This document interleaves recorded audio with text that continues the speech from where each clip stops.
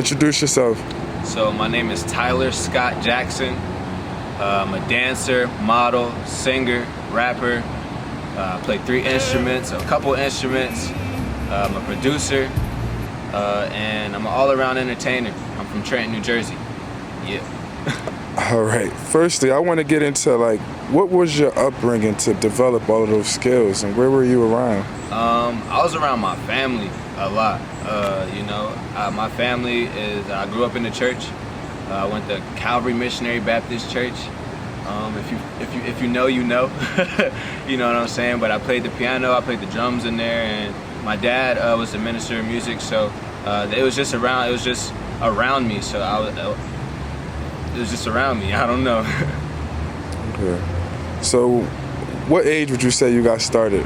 For those that's looking to, jump into that lane. Which thing? Let's say the modeling. Modeling? Yeah. I didn't start modeling until I was probably. How old? Yo, how old were we? 15? No, when we started modeling, we were driving to Philly for Ethic. We were adults. Like 17, 18-ish? 17? I actually don't remember. Okay. My bad. No, you're good. But music started in the church. Very young? Yeah, music and like playing instruments started in church. That started in the house. You know what I'm saying? I started off playing the drums first, and that's how I actually so crazy story. All right, I got a crazy story. You ready? So I started off playing the drums in the house and in church, and I was fascinated with making beats with my limbs. But then one day as a child, I saw Savion Glover on Sesame Street, and he was making all these same beats that I was doing with all my limbs with just his feet. And I thought that was the craziest thing. So from that episode, from that moment, I was beating my feet, I was tap dancing, and my parents saw that I had a passion for dancing now, tap dancing. That was my first love into dancing. With music being included with that, but my parents saw that I had a passion for tap dancing, and they immediately put me into tap classes. I went to Watson Johnson Dance Theater on Prospect. You know what I'm saying? Shout out to Miss Carol. Then I actually couldn't stay there. I was actually so good that the parents were complaining. And Miss Carol told me that it would be better for me to go to Broadway Dance Center. And so every single Saturday for years, I went to Broadway Dance Center. I took tap class, me and my little brother did. How old are you at this point? We were young young preteens, maybe 10, 12. At that time, were you 9, 10. Were you able to sense the dedication, or was it more of love at that point? Yeah, it was a dedication, because at our age, all the kids our age that we hung out with were all into sports, or they were that was really what it was. It was everybody else was into sports, or basketball, football, some type of sport, and we were doing that on top of church, on top of going to take dance classes on the weekends. We had a tight schedule. Every single day we were doing something different, whether it was choir rehearsal to sing, band in school, you know what I'm saying, dance class 2 times a week. We were all over the place. Was there a vision behind this dedication? Did you see yourself going somewhere, or were you just doing what you were told? The vision as a child, I wanted to be a backup dancer. That's what I thought my career was going to be for the rest of my life, or that's what I wanted it to be. And when I actually grew up and started dancing and performing in the industry, I realized that I actually want to be a creative director, an artistic director. Something better than a Kenny Ortega. If you don't know, you need to know. Google Kenny Ortega, okay? But yeah, something better than a Kenny Ortega. And that was so the goal was to be a backup dancer for all the top artists and things like that as a child. And I knew that someday I was gonna have the chance to do it. I just didn't know how or when it was going to happen, or what job was going to lead me to get to this job, to that job, you know what I'm saying, to the next gig, the next big one at least, or my first big one, I should say. And you know, after like just years of going, I would say it's like a law of average. If you do 100 jobs, or if you do, think about social media. Everybody wants to grow their social media. Everybody wants to grow their social media, right? I want a bunch of followers. I want a bunch of likes. All right, cool. But if you're not active, it's not going to be seen. You know what I'm saying? And that's the same thing about what you put your career path into. If you're not active in what you want your career path to be, where are you gonna go? Nowhere. You know what I'm saying? How are you gonna grow? You're not gonna grow. So think of it like a law of average. If I do 100 jobs, right? If I do 100 jobs, 2 of those jobs are gonna be explosive major jobs for my career. I can guarantee you. It's just how the universe works. It's a law of average. I used to go door to door out here for a marketing company, and I learned that like knocking on doors, if you speak to 100 people, you'll get 2 people to sign up a day. If you get 2 people to sign up a day, you make $1,000 a week, and that's for a whole nother company. If I could do that for a whole nother company,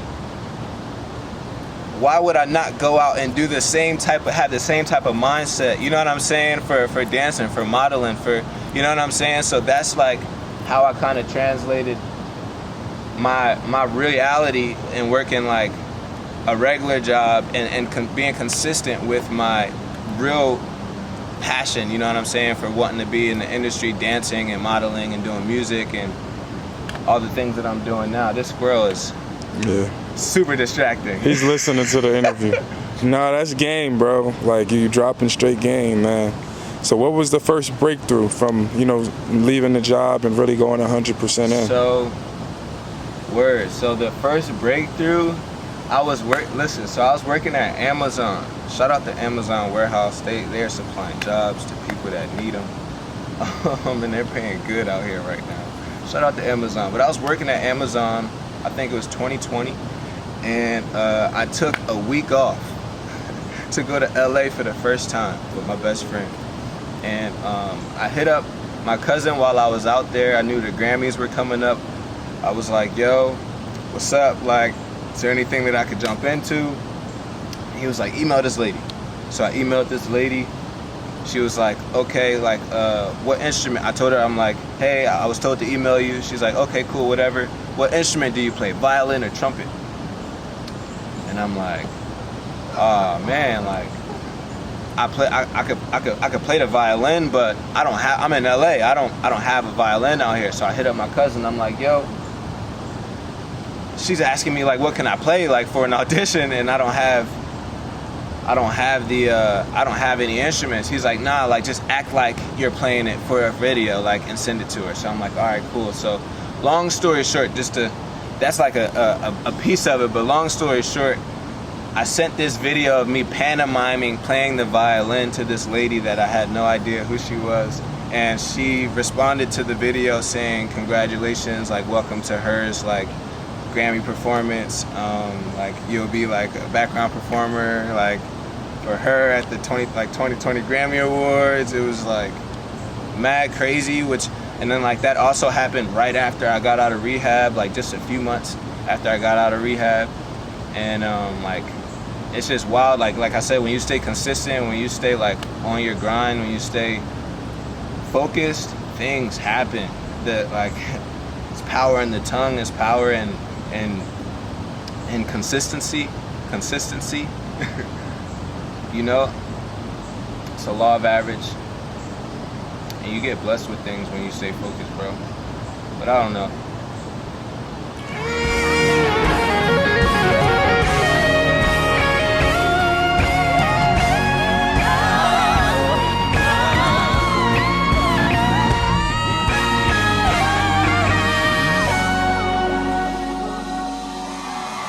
So the way we met was, it was pretty funny, because it was like, what I do is I highlight people in Trenton, a lot of talented people, and I got a DM from you that was saying, hey, I was just at the Super Bowl. No one really knows about that. I was like, what? And so that's still like crazy to me how like, you know, you're out here doing all these amazing things and people don't really know. Yeah. That it's like, it's crazy because I grew up, look, let me show you something. I'm really from Trenton. I'm not, I wouldn't do something like this if it wasn't for real. No, I believe you know? You know what I'm saying? I believe you. It's crazy because like my family my uncle was the mayor in Trenton. And it's like people know my family. They've watched my family like a hawk, and that's why like I kind of feel like I wasn't outside so much as a kid. I was like always doing something. But like when it comes to like the stuff that I really get into, the stuff that I've really done, I'm really out there and I'm really doing it. And I just want like my city to know, or I want like the tri-state to know that, hey, I'm a young gun. I'm not at this level where you can't reach me right now, you can't talk to me, you can't get advice from me, you know what I'm saying? I'm accessible, you know what I'm saying? So I reached out to you after I did the Super Bowl. I was actually Snoop Dogg's stand-in and for rehearsals and like camera blocking. And I was also a principal dancer in the Super Bowl. And you know, I just felt like my people at home needed to know. I felt like no one knew.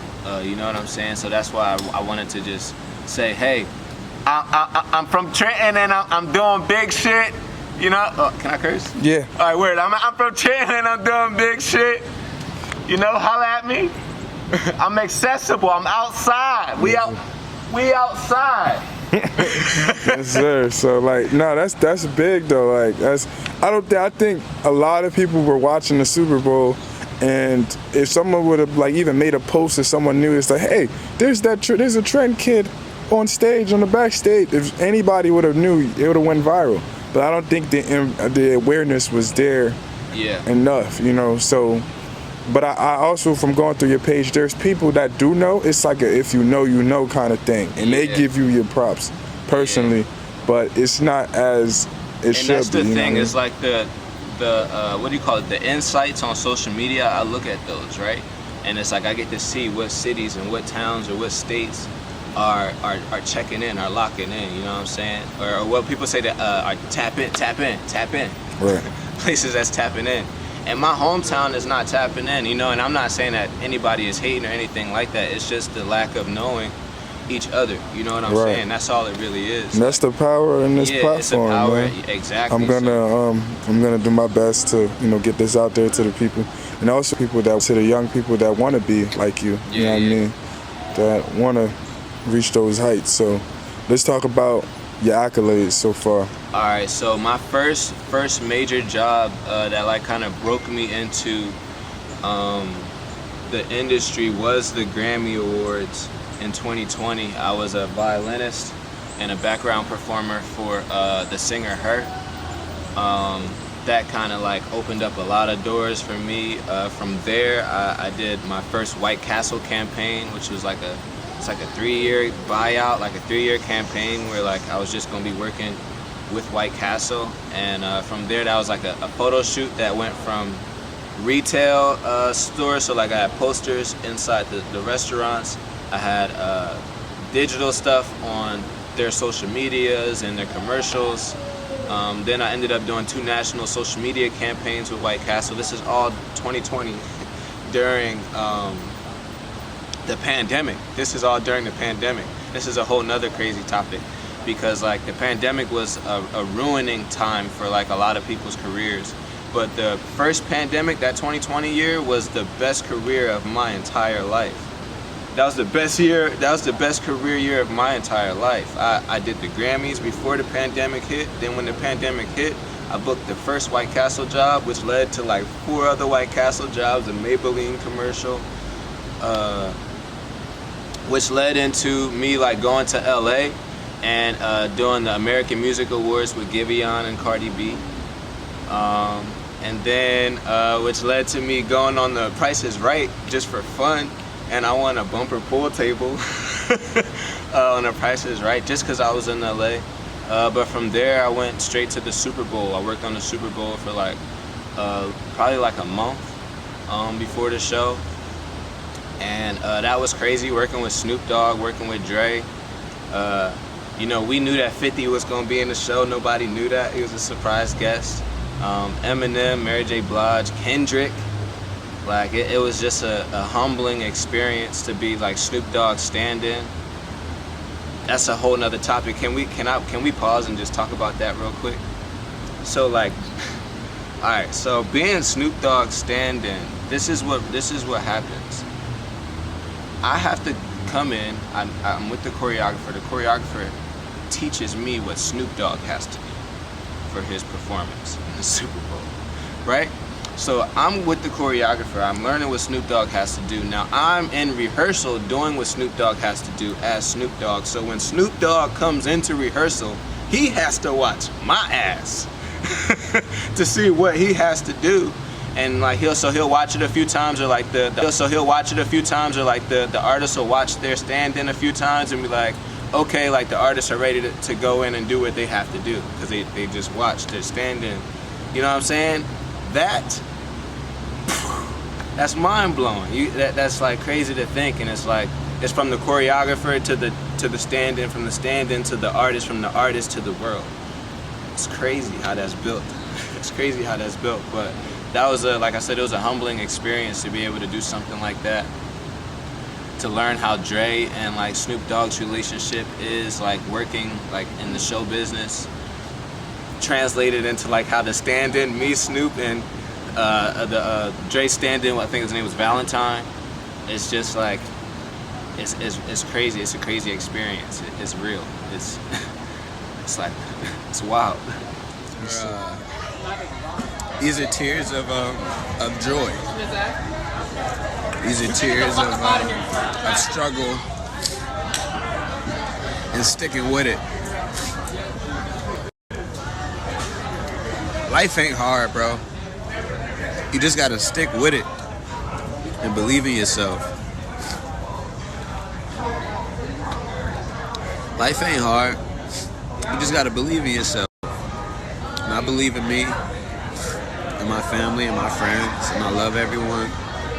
And I appreciate the love and support from the people that show it and the people that don't. But this is me, overjoyed and grateful and excited. It's time to turn the fuck up. You feel me? What type of dedication does it take to be Snoop Dogg stand-in? How much choreography practice does it take? How many hours did it take? For the Super Bowl? For just your life in general? For just my life in general, you know, I forget what the number is, but to be good at anything, you have to practice at it. You have to work at it every single day. I was just telling somebody in the train station on the way here that like I was having a hard time sitting still because I'm just an all-around entertainer, an artist, a creative, and everything inspires me. So I can never just sit still and just look directly at you guys into the camera. I'm catching inspiration and thinking and being able to translate that through my mouth verbally to you guys. But how you can put yourself in my shoes is just like, don't give up. You got to be super resilient. Because if the moment you win, everyone around you wins. And that's the thing, like everybody may not want you to win, but when you win humbly and when you win the right way, when you win the right way and you know that you have a moral compass, you know right from wrong, what happens is you understand that you're no better than the next person, you just know better. Like I'm no better than you, I just know better. You know what I'm saying? And because I know better, I do better. You know what I'm saying? But that's a thing that that's a mantra that we can all move to. You know what I'm saying? Equally, evenly, you know what I'm saying? We can all swim, like, you know what I'm saying? So that's how we can all, or that's how you guys can like do the same things that I'm doing. It's like, just don't give up on yourself. People you're gonna think that people aren't watching you. You're gonna think that what you're doing isn't working, but stay consistent at it. Stay consistent at it. It may not be hitting right now, but next week it could. You know, that's all. Just keep grinding.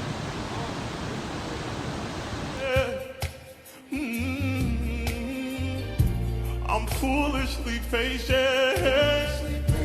Can't get past the taste.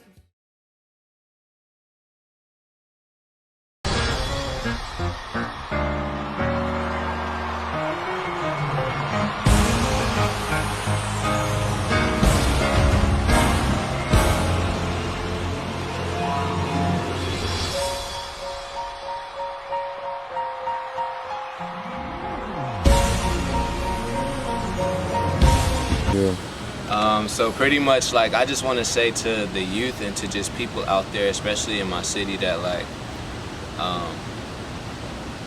be careful with what you decide and how much you decide to put into your body that that are like along the lines of like drugs and alcohol.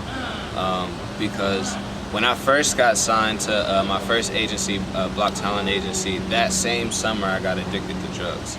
I was snorting anything I could find, and I got lost. I was doing all kind of crazy things. I have a short film on YouTube. It's Ty Scott Recovery. You guys can check that out as well too, and I talk a lot more about it. But know when enough is enough. Know when know when you need to get help.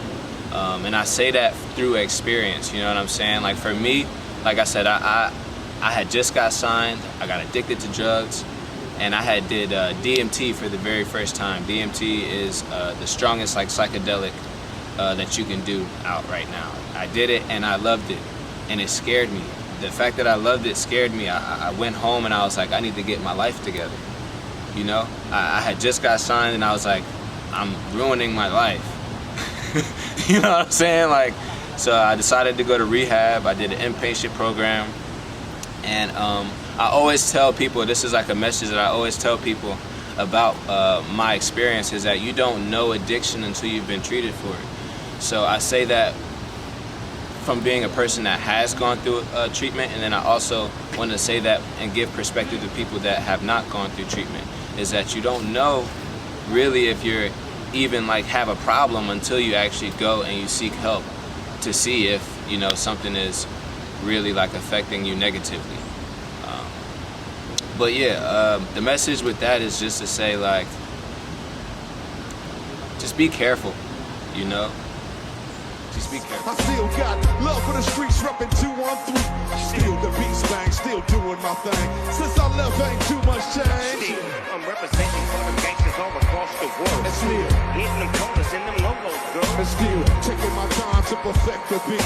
And I still got love for the streets. It's the I'm D.R.E. representing for them gangsters all across the world. And still Hitting them corners in them lolos, girl. taking my time. Yeah. Listen, I reached out to Fox, Philly, here, CBS, which one we just said? Trentonian. Trenton Times. I reached out to everybody. I didn't hear anything back. I'm letting them know, hey, I did the Grammys this year. Didn't hear anything back. Hey, I'm at the AMAs this year, the following year, nothing back. And the automated messages are annoying me, you know what I'm saying? And like, you know, it's just, we need to shine light on what's really happening here, you know, because the news only likes to produce like the negative side. You know, it's only rare. It's only on holidays where we get to see the positive about like what we're really doing in the city. Right. You know what I'm saying? And that's whack, because we're doing like dope shit every day. Right. You know, so yeah, like I just hope that the Trentonian or Trent Times or just the local news like really seeks like what's really happening with like the real community, what's really happening out here, because that's the only way that we're going to be able to shine light on each other. Sure. Fade out.